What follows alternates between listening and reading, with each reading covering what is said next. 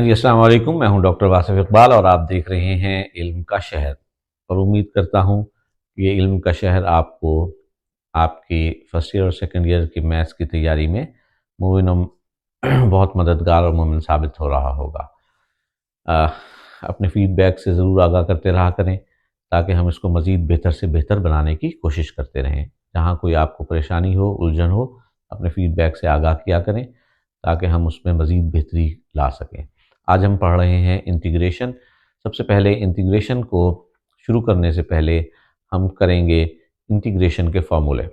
अगर ये integration integration करने के लिए 3 तरह के फ़ॉर्मूलों का अज़बर होना, ज़हन में याद रखना बहुत ज़रूरी है। एक तो इंटीग्रेशन के अपने फ़ॉर्मूले, दूसरे डेरिवेटिव के फ़ॉर्मूले और तीसरे ट्रिग्नोमेट्री के फ़ॉर्मूले। अगर ये 3 फ़ॉर्मूले आपको याद हों, तो फिर कोई मसला, कोई परेशानी इंटीग्रेशन में कभी नहीं होगी।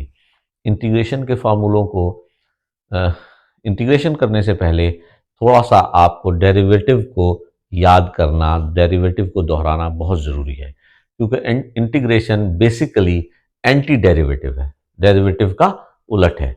आज हम फ़ॉर्मूले लिखते हैं और देखते हैं कि किस तरह से ये एंटी डेरिवेटिव है। आइए मेरे साथ हम डेरिवेटिव के इंटीग्रेशन के फ़ॉर्मूले लिखने की कोशिश करते हैं। सबसे पहले है इंटीग्रेशन ऑफ ज़ीरो। हमें पता है कि कांस्टेंट का डेरिवेटिव ज़ीरो होता है, तो ज़ीरो की इंटीग्रेशन कांस्टेंट होगा। इसी तरह से 1 की इंटीग्रेशन x होगी, क्योंकि x का डेरिवेटिव कांस्टेंट होता है। अच्छा, एक बात और भी जहन में याद रख लीजिए कि जब भी हम इंटीग्रेशन परफॉर्म करेंगे, जब पूरी इंटीग्रेशन को परफॉर्म कर लेने के बाद लास्ट में हम प्लस सी बढ़ा दिया करेंगे। क्यों? कि हम ये मानते हैं कि जीरो सबके साथ, हर टर्म में जीरो ऐड हुआ है। जब जीरो हर एक के साथ ऐड हुआ है तो उसकी इंटीग्रेशन, क्योंकि सी है तो इसलिए उसकी इंटीग्रेशन भी हर चीज के साथ ऐड होती चली जाएगी। तो जब भी आपने इंटीग्रेशन को परफॉर्म करना है तो एट द लास्ट जब आप इंटीग्रेशन परफॉर्म कर लें तो प्लस सी जरूर करेंगे। इसी तरह से कांस्टेंट का डेरिवेटिव, सी एक्स का डेरिवेटिव कांस्टेंट था तो सी की इंटीग्रेशन सी एक्स हो जाएगी। एक्स की एन का फॉर्मूला डेरिवेटिव में था कि पावर पीछे उतरेगी, पावर में एक कम होगा।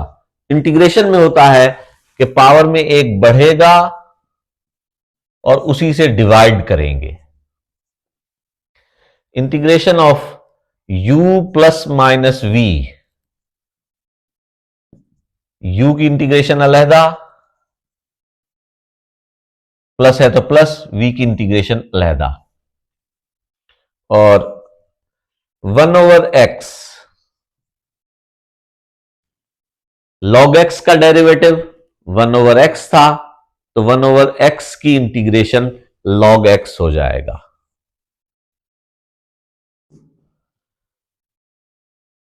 e की x का डेरिवेटिव e की x ही था तो e की x इंटीग्रेशन भी e की x होगी। a की x का डेरिवेटिव था a की x into log of a, तो इसकी इंटीग्रेशन होगी a की x over log of a।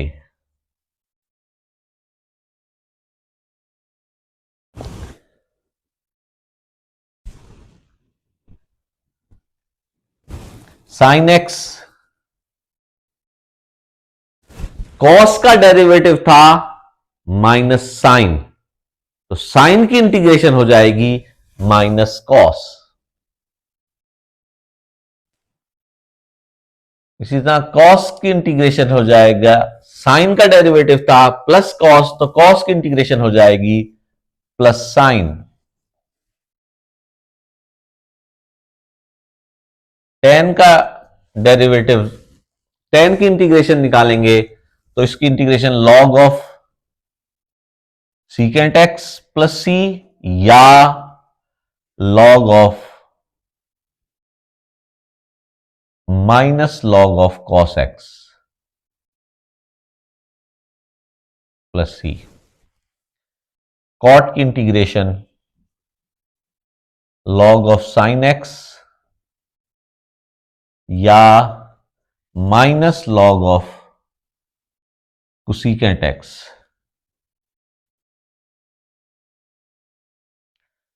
Secant X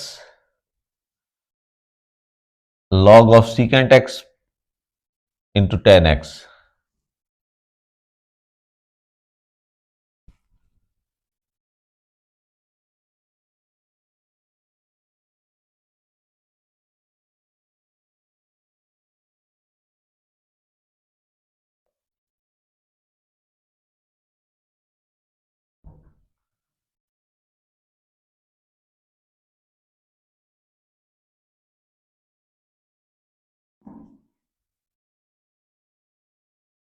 log of cosecant x minus cot x।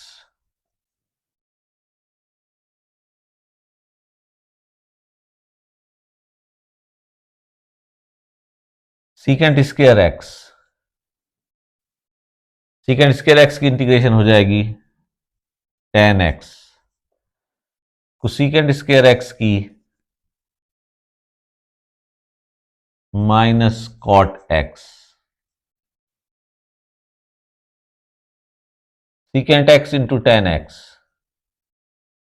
इसकी इंटीग्रेशन हो जाएगी secant x।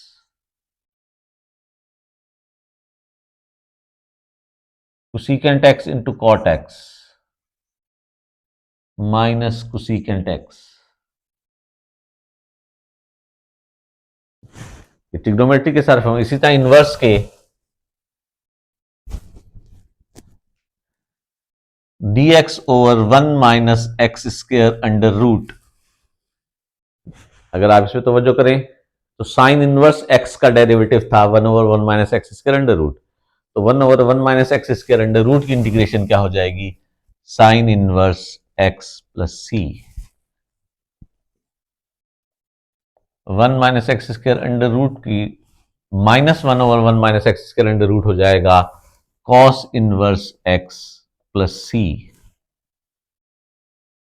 1 plus x square tan inverse X plus C. 1 plus x square cot inverse X plus C. tan और cot में plus minus का difference है, इसी तरह sine और कॉस में भी प्लस माइनस का डिफरेंस है। Simply x into x square minus 1 is equal to secant inverse x, और इसके साथ अगर माइनस लग जाएगा तो ये हो जाएगा कोसेकेंट इनवर्स x प्लस सी। ये हमारे पास इनवर्स के फॉर्मूले हैं। सिंपली अगर यहां पर 1 की जगह पर A square minus x square any constant आ जाए स्क्वायर के साथ, तो इसका फॉर्मूला बन जाएगा साइन इनवर्स एक्स ओवर ए प्लस सी। सिमिलरली अगर यहां पर भी ए स्क्वायर आ जाएगा तो वो cos inverse x over a बन जाएगा। इसी तरह अगर इसमें अगर ए स्क्वायर प्लस एक्स स्क्वायर हो जाए तो ये हो जाएगा 1 over a tan inverse x over A plus C.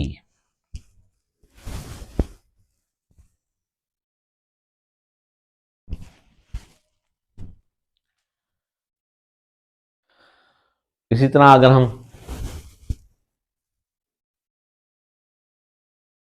A square plus x square देखें तो ये हो जाएगा log of x plus A square plus x square over A plus c. X square minus A square देखें तो ये हो जाएगा log of x plus x square minus A square over A plus C. A square minus x square तो 1 over 2a log of A plus X over A minus X. अगर X square minus ए square होगा तो 1/2a log of X minus A over X plus ए।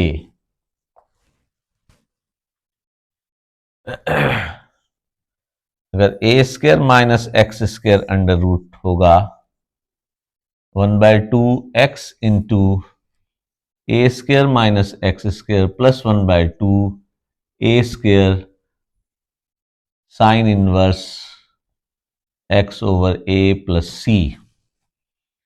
और अगर ए square plus x square under root होगा तो 1/2x into A square plus x square plus 1/2 A square log of x plus A square plus x square over A plus सी। इसी तरह अगर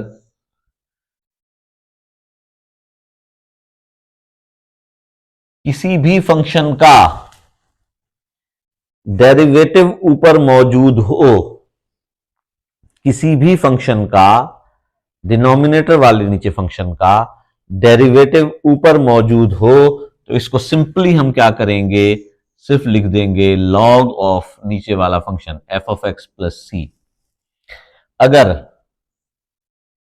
function की कोई भी पावर हो और साथ उसका विदाउट पावर डेरिवेटिव साथ मौजूद हो, फंक्शन की कोई भी पावर हो लेकिन विदाउट पावर फंक्शन का डेरिवेटिव साथ मौजूद हो, तो फिर हम क्या करेंगे, इसको लिख देंगे कि फंक्शन की पावर में एक बढ़ाएंगे और उसी से डिवाइड कर देंगे।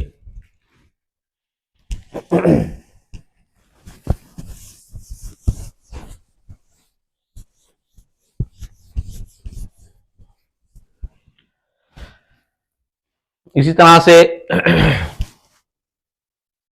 ई की X F of x plus F prime x function है, ई की एक्स साथ मल्टीप्लाई हो रही है, फंक्शन है प्लस उसी फंक्शन का डेरिवेटिव साथ मौजूद है, तो हम इस पूरे की इंटीग्रेशन करेंगे ई की X F of x plus सी।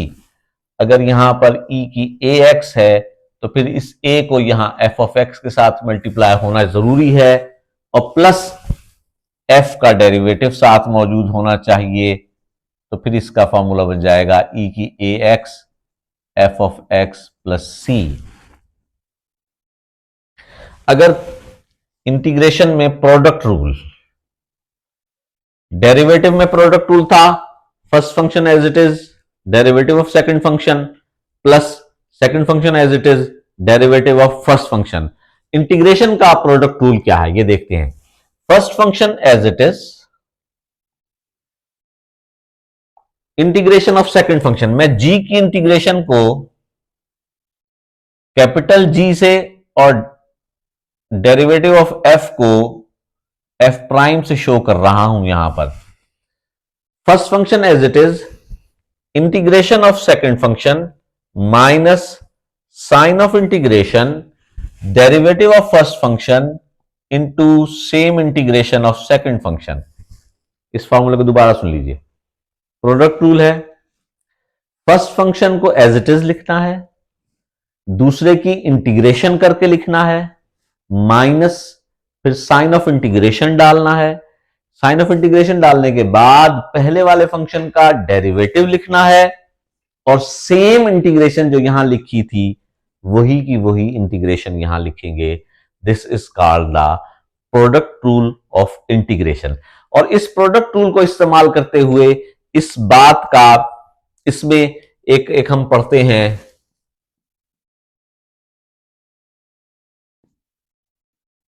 एक लफ्ज है आइलेट।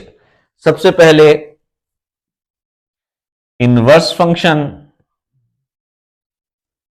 को यह हक हासिल है कि वो फर्स्ट फंक्शन बने। यहां जब हम फर्स्ट फंक्शन और सेकंड फंक्शन की बात कर रहे हैं तो अगर दो फंक्शन है तो किसको फर्स्ट मानना है और किसको सेकंड मानना है, तो उसके लिए छोटा सा एक रूल है कि अगर इनवर्स का फंक्शन मौजूद है किसी भी फंक्शन के साथ तो इनवर्स को हमेशा हमेशा फर्स्ट फंक्शन की प्रायोरिटी हासिल है कि वो फर्स्ट फंक्शन बने। अगर इनवर्स का फंक्शन नहीं है तो फिर प्रायोरिटी है लॉग को कि वो फर्स्ट फंक्शन बने। और ये भी याद रखें कि इनवर्स और लॉग कभी भी इंटीग्रेशन में एक ही फंक्शन इकट्ठे दोनों नहीं होंगे। एक ही क्वेश्चन में इंटीग्रेशन और लॉग, क्योंकि इन दोनों की फर्स्ट फंक्शन बनने की प्रायोरिटी सेम है, तो इनवर्स और लॉग कभी भी इकट्ठा नहीं आएगा। कि अगर अब इनवर्स आता है तो उसका किसी और भी फंक्शन के साथ, तो उसका हक है कि वो फर्स्ट फंक्शन बने। लॉगरिथम अगर आया है तो फिर उसका हक है कि वो फर्स्ट फंक्शन बने। और इन दोनों के बाद अगर इनवर्स भी नहीं है और लॉग भी नहीं है तो फिर तीसरा हक है अरिथमेटिक फंक्शंस को।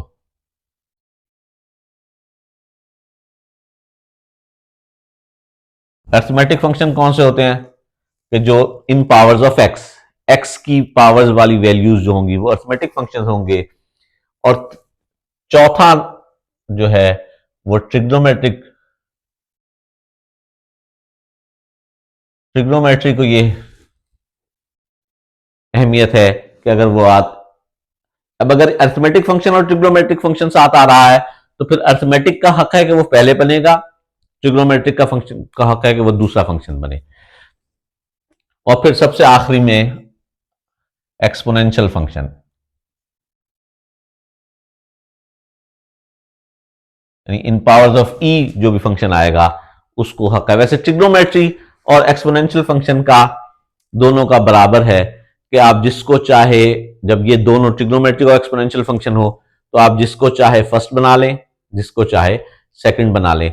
वैसे कॉमनली जब भी हम इंटीग्रेशन बाय पार्ट्स कर रहे होते हैं तो वहां हम जब करेंगे तो इस बात का ख्याल होगा, देखेंगे वहां भी इसको तफसीलन पढ़ेंगे कि जब भी हम इंटीग्रेशन करते हैं तो फर्स्ट फंक्शन ऐसा फंक्शन लिया जाए जिसका इंटीग्रेशन ना होता हो या मुश्किल से होता हो। सेकंड फंक्शन हमेशा उस फंक्शन को बनाना है कि जिसकी इंटीग्रेशन बाआसानी हो जाए, हम उसको हमेशा सेकंड फंक्शन बनाएंगे। और जिसका इंटीग्रेशन ना हो या मुश्किल से हो उसको हमेशा हम फर्स्ट फंक्शन बनाएंगे। तो ये फॉर्मूले हैं और उम्मीद करता हूं कि इन फॉर्मूलों को अच्छी तरह से हिफ्ज कर लेंगे। और इनको याद करने का बड़ा आसान तरीका है, अगर इनको आप 3 से 4 दफा खूबसूरत खूबसूरत करके बाकायदा एक चार्ट बनाकर उस पर बाकायदा खूबसूरती के साथ इनको अगर आप 3 दफा लिखें तो ये फॉर्मूले आपको याद हो जाएंगे। आपको सवाल हल करने में बिल्कुल कोई परेशानी नहीं होगी। जज़ाकल्लाह।